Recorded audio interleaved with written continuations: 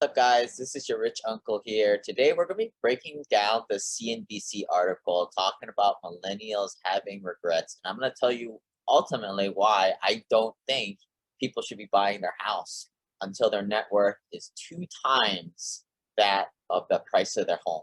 So, yeah, let me just go down this article and kind of summarize it for you guys because life is short after all. So they're saying that millennials are having regrets after buying their current home. The reason why they're having regrets is because you shouldn't buy houses. You shouldn't buy a house to live in if you're responsible with your money and you're able to invest it in other things that make you a lot more money.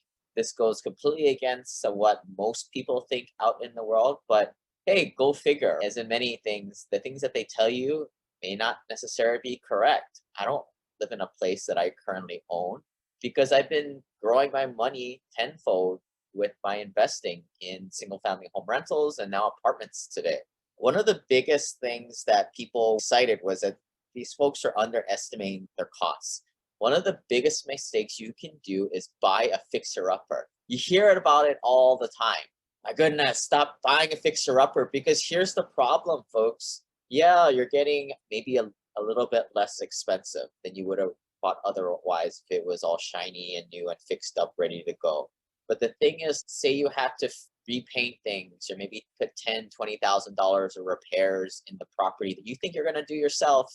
The issue with this is that you can't finance the repair amount. The biggest thing that we talk about as sophisticated investors is putting the least amount of down to get the most amount of returns for our money.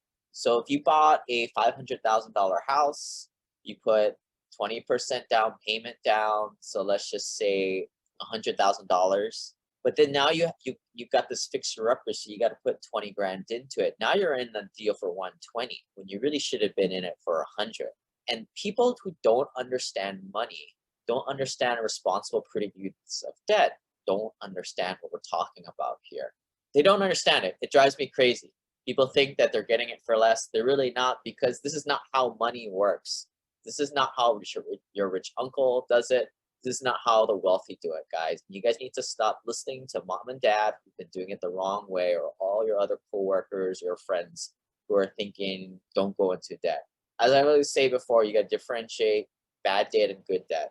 So this is what kind of stems from underestimating the repairs. And this is what drives me crazy about mainstream articles. They always come up with this like, all right, what should you do? And these are just lame ways, like building up your savings. Come on, give me a break.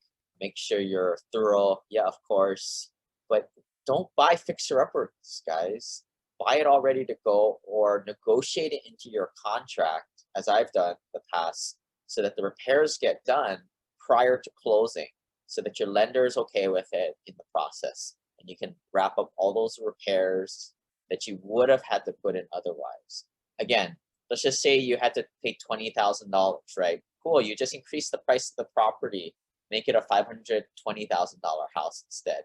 But now you finance that 520, and now you're out of pocket maybe 20% of that 20 grand, right? So $4,000 out of pocket. So this is good use of money and debt. So they also broke down, I'm going to show you this graphic that team made for us.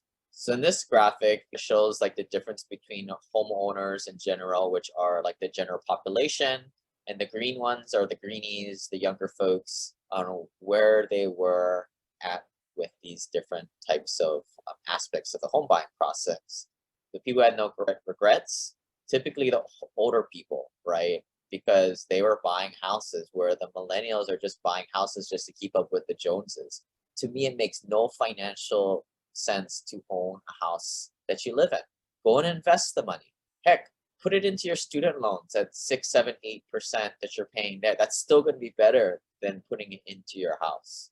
I still don't even think you should be doing that. Every other population, you can see maintenance was a big thing that we just cited there. People bought a too small of a house.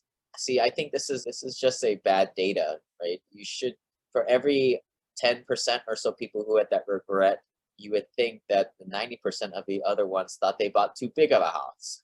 In my opinion, depending how the survey was designed, it should be 50-50. These are some other things that people thought of as their kind of regret for buying that big payment. I don't really want to get into it today, guys, but go to my website, SimplePassiveCashflow.com/home, and read my entire guide to reasons why you should and possibly shouldn't buy a house to live in.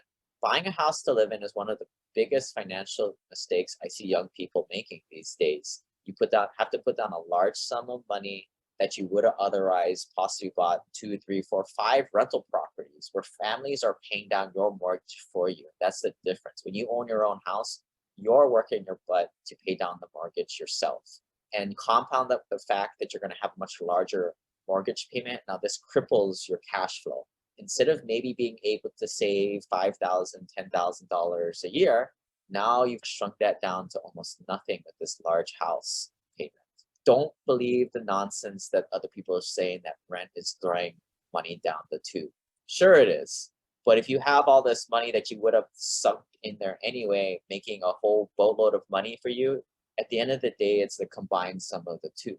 I might be throwing $1,000 down the tube with paying rent, but I'd be making $2,000, $3,000, $4,000, $5,000 a month with my rental properties that the down payment I wouldn't have had otherwise if I would have sunk it into the down payment of the property. And I would also be making a lot more money to be able to accelerate buying more and more rental properties.